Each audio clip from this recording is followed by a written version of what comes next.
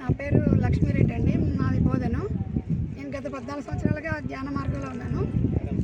మా గురువుగారు పుట్టిన ఊరే కాబట్టి మాకు అప్పటికే లేట్ అయిపోయిందని నాకు చాలా బాధ వేసింది. వచ్చిన తర్వాత చాలా హ్యాపీ ఫీల్ అయిపోయాను.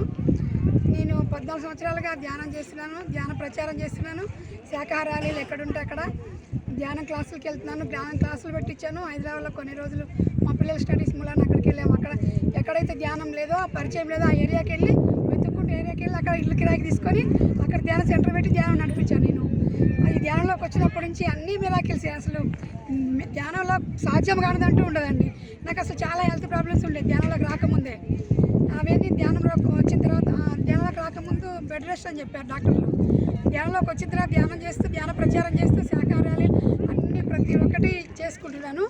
చాలా ఈజీ, చాలా ఎక్సలెంట్. అసలు ఇది ప్రపంచంలో ఇంకా ఏదీ లేదు, దీనికన్నా అన్నీ తక్కువే.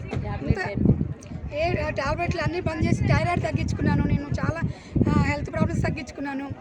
ఇంకోటి ఏంటంటే మనం ముఖ్యంగా శాకాహార ఈ ప్రపంచంలో ఎంతమంది గురువులు వచ్చినా అందరూ 3 రకాల గురువులు ఉంటారు. గురువులు అంటే బాధ గురువులు, బోధ గురువులు, సద్గురువులు. కానీ బాధ గురువులు అంటే వాళ్ళు ఫీజులు తీసుకుంటూ కాళ్ళు మొక్కించుకుంటూ తిప్పుకుంటారు. బోధ గురువులు అంటే వాళ్ళు బోధిస్తారు కానీ పాటించరు. కానీ సద్గురువులు అంటే మన పత్రిజీ లాంటి వాళ్ళేనండి. ఆయన పాటిస్తూ ₹1 తీసుకోకుండా, ₹1 డబ్బులు తీసుకోకుండా ఆయన చేసి పాటిస్తూ అందరి చేత ఆచరిస్తూ ఆచరింపజేస్తున్నారు. ఎక్సలెంట్ అండి. సద్గురు ప్రపంచానికి ఒక గొప్ప గురువు మనం దొరికినందుకు, ఈ ఆధ్యాత్మిక మార్గంలోకి వచ్చినందుకు చాలా హ్యాపీ ఫీల్ అవుతున్నాను. ఎప్పటికీ అందరూ శాకాహారం, నిజంగా చెప్పాలంటే మనం డాక్టర్ల డబ్బుల కోసం, వాళ్ళ ఫీజుల కోసం, వాళ్ళ మందుల ఖర్చుల కోసం, ఆదాయం కోసం చెప్తున్నారు. కానీ శాకాహారంలో ఏమి అన్నీ ఉన్న ఫుడ్ని మాంసాహారంలో ఏమీ లేదు. మాంసాహారం తింటే ఇంక రోగాలు బాధలే.